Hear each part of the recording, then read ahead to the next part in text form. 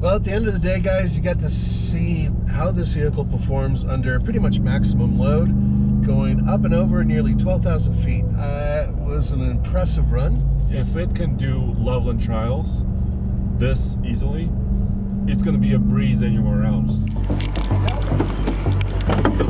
Woo! Ooh, doggies! So that means that your gain wasn't high enough. Look at this, the brakes are hot. Maybe I should keep driving. Ooh, they're toasty. Nathan, I just engaged tow haul mode in the TRX. What's cool is that I saw the graphic pop up in front of the screen in front of you. Yes. I didn't know it did that. It is cool.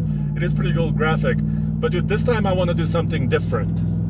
Yeah? What are you going to do? Well, I want to take our TRX, our long-term truck, and I want to put it on the Loveland trials. This thing's already done the I gauntlet, right? So we've already done that several times. So this is something different. That means we're taking it up to 11,990 feet. Basically, if you stood up on the hood, you'd be at 12,000 feet. Yes, so Loveland Trials is actually taller elevation, higher elevation than the I-Gauntlet. It's a little bit steeper, and it's also a little bit slower speed limit. It's basically the Loveland Pass in Colorado, and I'm hoping that it'll stress this truck out because we're towing 7,000 pounds. And you and I are in this, and a lot of gear, as you can see behind us. Yeah. And what else is going on is, you know, it's a really hot day. Yeah, let's see. Right now it's 77. When we started, it was probably closer to 80. And then on the road coming up here, it was close to 90. Yeah. Which, for the mountains being in the high 70s, is impressive. It's going to get hotter progressively. Absolutely nothing beats cruising around in a 700 horsepower supercharged truck with the windows down, feeling the wind in your hair. But here's something a little startling. 2 out of 3 guys are going to experience some form of male pattern baldness by the time they're only 35 years old. And did you know that the best way to treat that is to get ahead of it while you still have some hair left? You used to have to go to a doctor to get a prescription, but now, thanks to Keeps, you can visit a doctor online and get hair loss medication sent straight to your home. Keeps offers the only 2 FDA-approved hair loss products out there to save your hair, and one you've never seen for this price. If you're ready to take action and prevent hair loss, go to keeps.com/TFL truck or click the link in the description to receive 50% off your first order. That's KEEPS.com/TFL truck. The sooner you start using Keeps, the more hair you'll save. Here's a question. How does the TRX handle this load? Because this is what a regular owner would do, right? Right. Maybe bringing 2 side-by-sides like we are right now, maybe 2 people, maybe a family of 4, a family of 3 maybe? In recent history at TFL Truck, we've had a couple small issues with a couple other brands trucks, that have overheated with a similar load, if I'm correct. Yes. One of them was your Ford. Yep. And there was also a Chevy Silverado 1500, am I correct? Correct. Different circumstances for both, but same month, in fact, within the last month or so. And so, yeah, so we want to put this super truck to the ultimate test because this is not far-fetched. You know, people do this every day, and we've seen a lot of people towing side-by-sides. And considering some of the failures we've recently had, we really do want to see whether or not this super truck has what it takes to do something that, frankly, any 1500 truck in a lower class should do, right? Yeah. And so how much are we towing? So this is 7,000 pounds, basically 3,000 pound trailer. Right. 2 side-by-sides. We have a Polaris Ranger Ultimate North Star, and we have a Polaris General Factory Custom. Those are very high-end machines, fully loaded. And we're towing them up here, of course, to do an off-road test as well. Right, that's a separate video on TFL Off-Road. Correct. And this truck, of course, the TRX is equipped with a big supercharged Hellcat engine, 702 horsepower, 650 pound-feet of torque, so power is not an issue. No, in fact, right now, the supercharger is constantly whining. Yes, which is kind of fun, actually. I dig it, and you dig it. Not everybody loves that sound, but we do. And it has a throaty exhaust note. Yeah.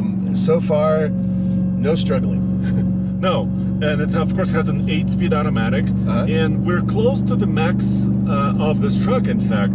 This truck is rated to tow about 8,100 pounds. We're towing 7. The payload on this truck is around 1,330 pounds. We're adding what? Well, the tongue weight is about 700. Right. You and I are blah, blah, blah, blah, blah. Yeah. So we're getting close to the payload limit. Yeah, we're really close. We're getting close to pushing this thing to its maximum in terms of what the manufacturer said. Now, you know, there are a couple things to keep in mind. Why is this truck, which is technically a half-ton truck, technically, yes, why is it rated so low for towing?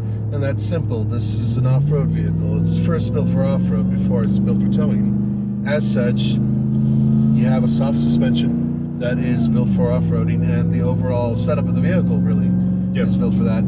But what Ram managed to do, slightly more effective than Ford with their Raptor, is bake in just enough load capacity and towing capacity to make this thing useful.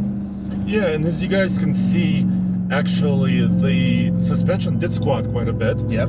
We're using a weight distribution hitch, which helps a little bit. The stability on this truck is awesome, and it's good because we're on a cliff face, basically. Yeah, I'm looking about 3,000 feet down on my right now. Yeah. And it's if you don't like heights, I don't recommend you do that. So if you don't mind, I'm not going to look down. I'm going to look at the road. Yes. Okay? And I'm going to focus on where I need to go because with both hands on the wheel. Yes. And like you said, 12,000 feet almost. We're going to be reaching that elevation.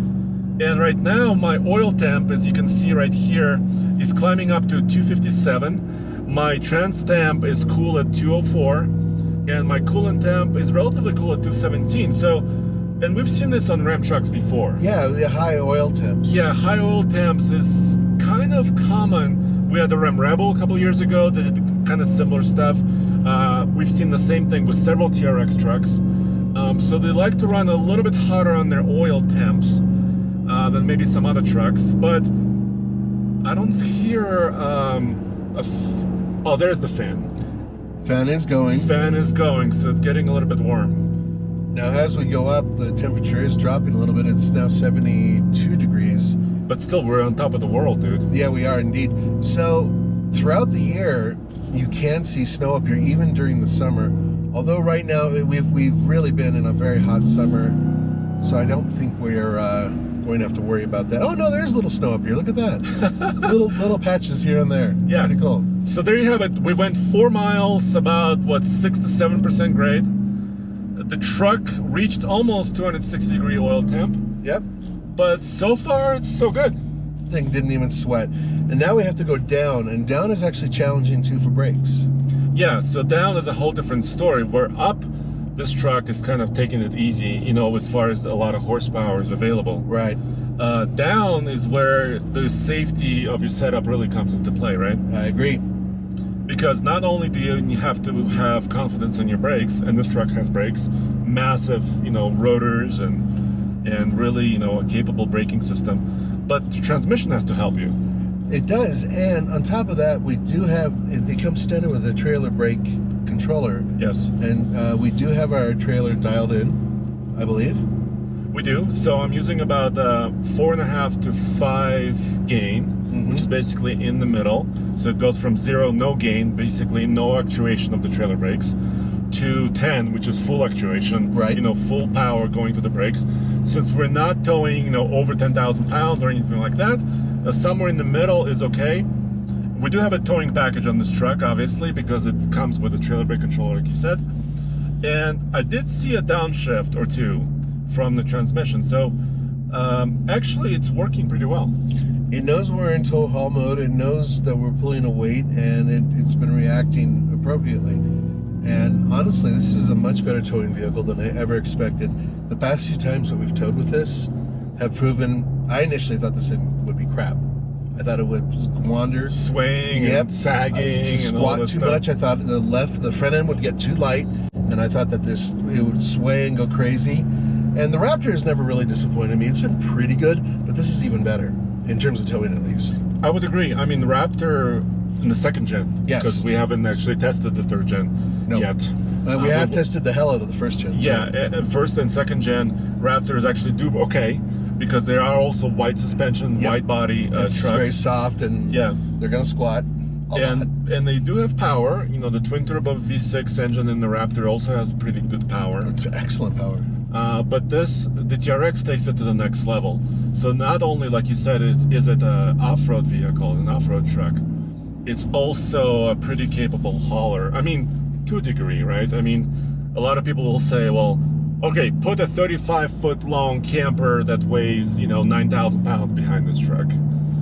Can't do that. It's not meant for that. No, but we could put a 30-foot trailer behind here that weighs about 8,000 pounds. Yeah. And as long as we're not overloaded, then that would work all right. I haven't seen too many people tow with these, to be honest with you. And we have think plenty it's only us. I know. The only ones. Yeah. But I'm still really impressed, and it's downshifting when you brake. Yeah, it does. I'm really happy about that, and it's just a breeze to drive and ride it. So I was concerned about this initially before we started this test, and we talked about it in the office, right? Right. I was concerned because I was in the camp of a lot of power is great, but how are you going to cool off, right? Is there big enough radiators and coolers and all that stuff? Because we're also running air conditioning. Yep, we are. I mean, right? Otherwise we'd be sweltering. So, and Roman, remember, said, oh, it has plenty of cooling. So, and I wasn't sure. That's why we're doing this test, right? Right. It's easy enough to simply assume that a vehicle has enough cooling to handle it, but cooling is actually one of the issues with some of these trucks. As we recently found out, it's been the big issue. Right. Transmission cooling. It's an important thing. And Andre, correct me if I'm wrong, but a lot of manufacturers have moved away from separate transmission coolers. Yes. Recently, a couple of years ago, Toyota has gone away from the auxiliary transmission cooler. Yeah. Some other truck manufacturers are going away. The current F-150 does not have one. I just don't understand it. So, and I think in general, if you do have a towing package, and if you do say, towing 7, 8, the ratings, 10,000 pounds, I think auxiliary transmission cooler should be a part of it. I absolutely agree. I'm sure there's a question of efficiency, and that for some reason the transmission cooler takes away from that. Perhaps the level of complexity for transmission coolers could create an issue. I'm not sure. I don't know exactly why they took them away. I really kind of missed that, right? Yeah. And also, so just a quick report. Coolant temp 206, transmission temp 204, oil temp went down to 228. So on the way down, sometimes the transmission can warm up because it's downshifting and taking some of the energy. It did not happen here. So I'm actually really pleasantly surprised here. It's done everything it's supposed to do as efficiently as it can do. I'm impressed. And one final thing, the ride's been outstanding. Dude, is this comfy or what? Comfy as hell. It's funny because of the camera guys are in our old Ford truck. Yeah. And that thing has a rock solid suspension. They're losing their molars right now. But and also the suspension is adjustable. Of course, it's Bilstein Blackhawk E2s, and these Bilsteins are when you put it in tow haul mode, this gets a little bit stiffer. Yep. Right, because they want to handle that load. But still, it's a wonderful ride. It's a fantastic ride. Well, there you have it, guys. This has been Loveland Trials.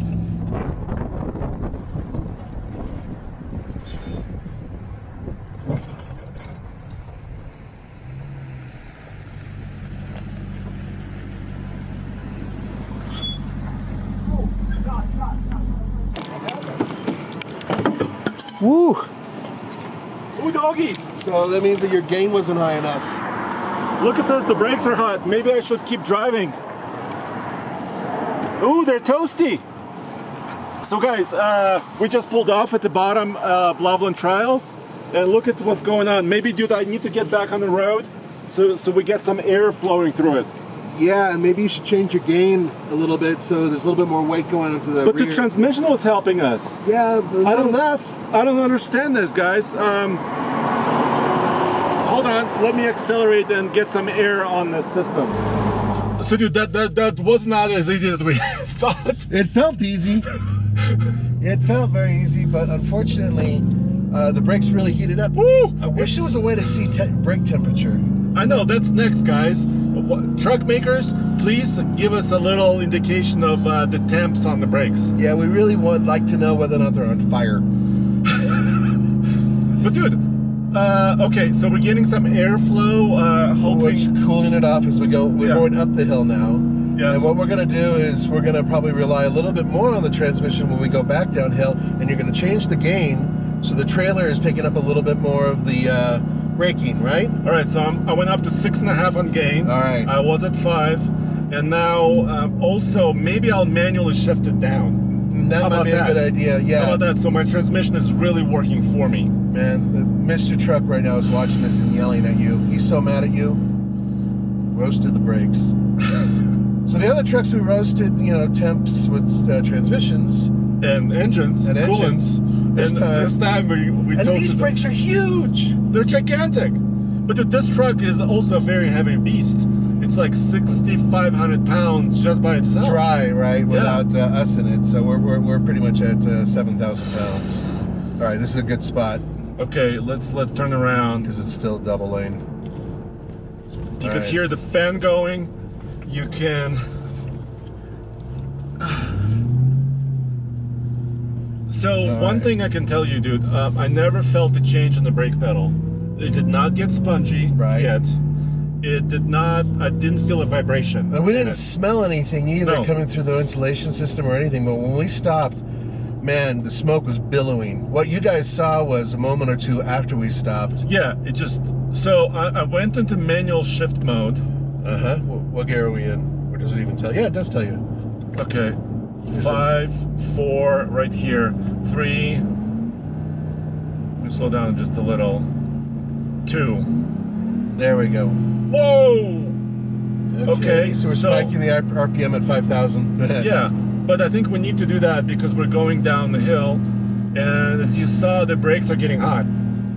Right, so what we're trying to do, and this is that payoff of having vehicles, when they go down the ike gauntlet, being able to downshift on their own and use the transmission to slow themselves down so you don't bake the brakes. Bake the brakes. That's what I meant to say. You don't want to do that because if you lose brakes, you're in trouble. You're done. You're in major trouble, and you'll have to go off the side on one of those emergency exit things, which look really cool, by the way. All right, so let me see if I can slow down, and let's see if I was able to cool off my brakes using this type of method. Okay, so let me try to slow down again. There it is. I downshifted again. Yep.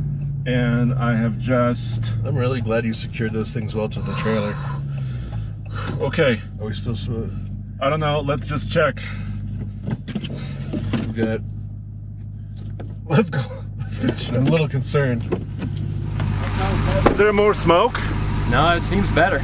On this other stretch, we went up just about half a mile to a mile.